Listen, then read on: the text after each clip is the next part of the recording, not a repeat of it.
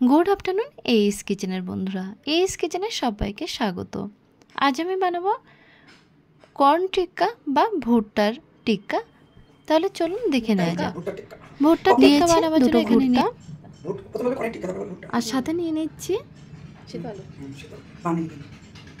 একটা মিডিয়াম সাইজের বয়েলড করা আলু, দুটো পেঁয়াজ, আদা, রসুন, একটা লেবু, 5টা থেকে 6টা কাঁচা লঙ্কা এবং ধনিয়া পাতা। প্রথমে ভুট্টাগুলো খোসা এইভাবে ছাড়িয়ে নিয়ে ভিতর থেকে ভুট্টাগুলো বার করে নেব। ভুট্টাগুলো ছাড়িয়ে নিয়েছি। এবার একটা ব্লেন্ডার জার নিয়েছি, হালকা করে কিন্তু এগুলো ব্লেন্ড করে নিতে হবে। দেখুন খুব হালকা করে ব্লেন্ড করে নিয়েছি। একটু গোটা গোটা থাকবে, একেবারে মিহি হয়ে যাবে না। এরপরে ভেজিটেবলগুলো কেটে নেব। প্রথমে নিয়েছি পেঁয়াজ, পেঁয়াজগুলো দেখুন একদম ছোট ছোট করে কেটে নিচ্ছি। সমস্ত পেঁয়াজগুলো ছোট ছোট করে কেটে নিলাম। এরপরে কাঁচা লঙ্কাগুলো একদম ছোট করে কুচিয়ে নেব। এরপরে নিয়ে নেব সব কোচানো হবে রসুন। রসুনগুলো কিন্তু একদম ছোট ছোট অর্থাৎ মিহি করে কুচিয়ে নিতে হবে। যেহেতু টিক্কা হবে সেজন্য একটু ছোট করে কেটে নিতে হবে। এরপরে আদাটাও কিন্তু একদম ছোট ছোট করে কুচি করে নিতে হবে। এরপরে ধনিয়া পাতা, সেগুলো ছোট ছোট করে কেটে নেব। সমস্ত ভেজিটেবল কাটা হয়ে গেছে। এরপরে কেটে নিচ্ছি পাতিলেবুটা। দেখুন সমস্তটা একটা প্লেটের মধ্যে নিয়ে দিয়ে দিচ্ছি 2 চামচ চালের গুঁড়া এবং 1 চামচ বেসন, আর দিয়ে দিচ্ছি হাফ চামচের একটু বেশি বিট লবণ, হাফ চামচ জিরে পাউডার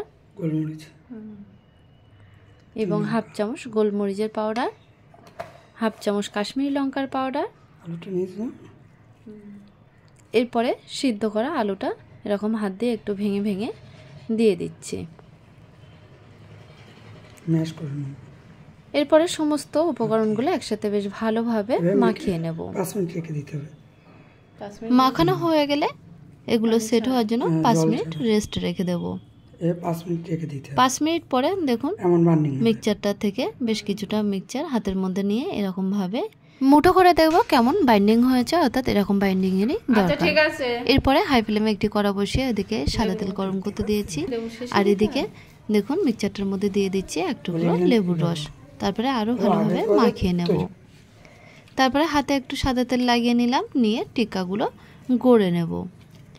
মিক্সচারটার থেকে বেশ অল্প পরিমাণে মিক্সচার হাতের মধ্যে নিয়ে এরকমভাবে গোল করে তারপরে হাতের তালু দিয়ে এরকমভাবে প্রেস করে নিয়ে টিক্কাগুলো বানিয়ে নিচ্ছি। টিক্কা বানানো হয়ে গেলে তারপরে গরম তেলের মধ্যে একে একে টিক্কাগুলো দিয়ে দিচ্ছি। প্রত্যেকটা টিক্কা হাতে এইভাবে বানিয়ে নিয়ে তেলের মধ্যে দিয়ে দেবো। এরপরে গ্যাসের ফ্লেমটা লো টু মিডিয়ামে রেখে বেশ ভালোভাবে একটু সময় নিয়ে গোল্ডেন ব্রাউন কালার করে ফ্রাই করে নেব। দেখুন উল্টে পাল্টে বেশ ভালোভাবে এরকম যখন কালার চলে আসবে তখন তেল থেকে তুলে নেব। সমস্ত টিক্কাগুলো এইভাবে ফ্রাই করে নেব। এইভাবে ভুট্টার টিক্কাগুলো আমি বানিয়ে ফেললাম। এই টিক্কাগুলো রাখলে কিন্তু খেতে খুবই ভালো লাগে।